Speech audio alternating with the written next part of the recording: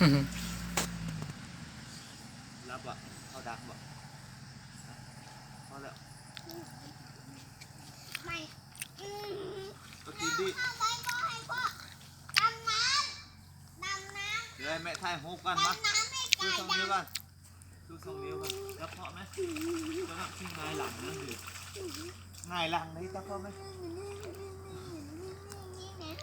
เอาถ่ายรูปกันถ่ายรูปกันถ่ายรูปกับแม่กันถ่ายรูปกันมา1 2 3อยู่ทางหน้าพี่ผมเหนื่อยเดี๋ยวนี้เอาอย่าง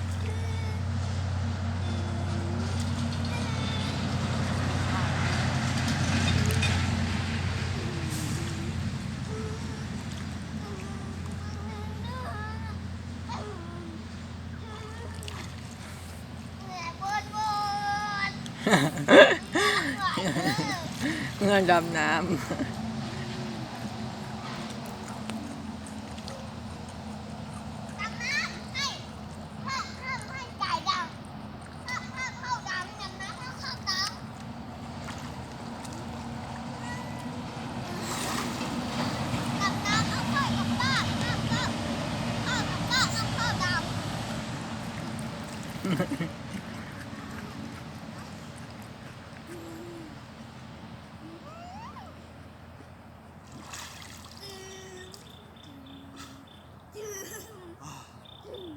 โคตรหนาวเลย บ่ดำน้ ดำลิบหัวจังเลยเด้อ ำบ่ดำ เพราะสิเห็นบ่พอเป็นคนมุดอยู่ลูก นะบ่ดำใส่ตะปากเข้าบ่ต้องดำจะดำ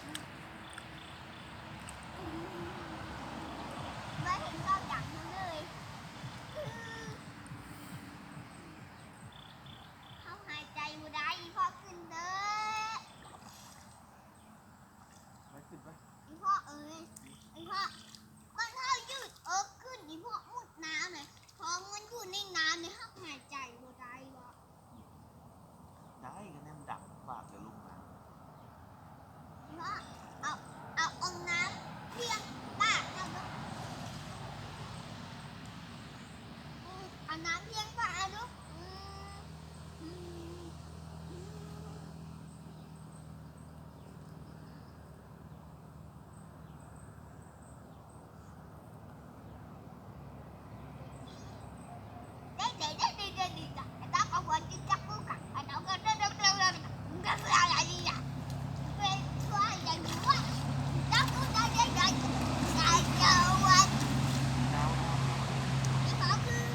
หนาวแล้วพ่อเราเป็นไข้